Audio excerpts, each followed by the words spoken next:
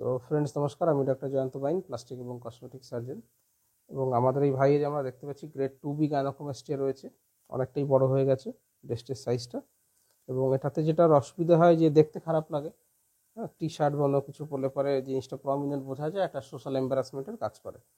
সেই জন্য আমরাও আজকে গাইনোকোমাস্টিয়া সার্জারি করবো আন্ডার অ্যানাস্থেসিয়া। তো চলুন মার্কিংটা দিয়ে শুরু করা যাক। তো প্রথমেই আমরা সুপ্রাস্টার্নাল নসটাকে মার্কিং করব, তারপর আমাদের মিড লাইন মার্কিং করা হবে। এটা mid line. Inferior breast crease ওনার জন্য এত প্রমিনেন্ট রয়েছে, এটা ইনফিরিয়ার ব্রেস্ট ক্রিজ ডান দিকের, এটা বাঁ দিকের।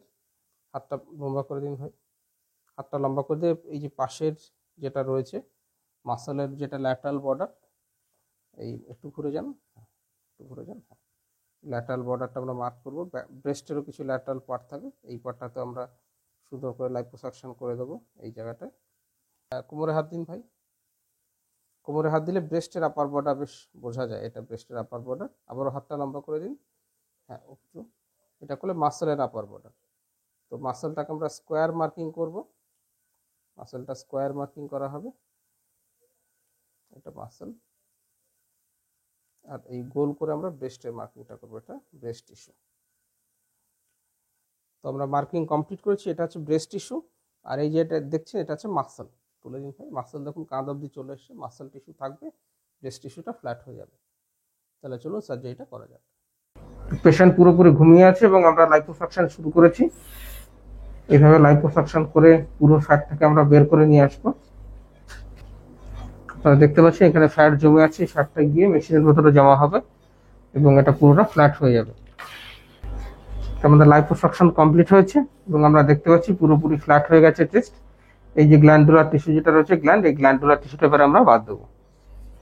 আমরা একটা পেরি এরিওলার ইনসিশন দেবো এই সাদা চামড়া এবং কালো চামড়া দুটোর মাঝামাঝি, যাতে দাগটা হিডেন হয়ে যায়, দাগটা যাতে বোঝা না যায় সেই জন্য। এই যে হোয়াইট টিস্যুটা বেরিয়ে আসছে, এটাই গ্ল্যান্ডুলার টিস্যু।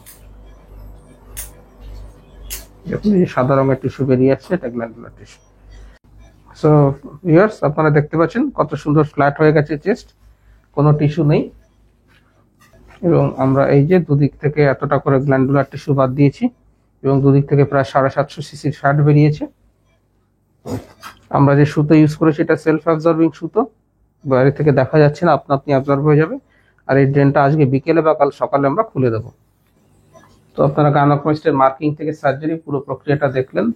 যারা আরো ফার্দার স্টেপস দেখতে চান বা সার্জারি পরে কি করতে হবে সেই বিষয়ে জানতে চান, আমার ইউটিউব চ্যানেলে যেতে পারেন, সেখানে অনেক ভিডিও দেওয়া রয়েছে। আর আমার সঙ্গে যোগাযোগ করতে হলে নিচে হোয়াটসঅ্যাপে আপনার চেস্টের ফটো পাঠিয়ে দেবেন, তাহলে আমি দেখে কোন গ্রেডের গাইনোকোমাস্টিয়া কি করতে হবে, কত খরচ হবে, সমস্ত ডিটেলস বলে দেবো। ভিডিওটা ভালো লাগলে লাইক করবেন, শেয়ার করবেন, চ্যানেলটা সাবস্ক্রাইব করবেন। ভিডিওটা দেখার জন্য ধন্যবাদ, নমস্কার।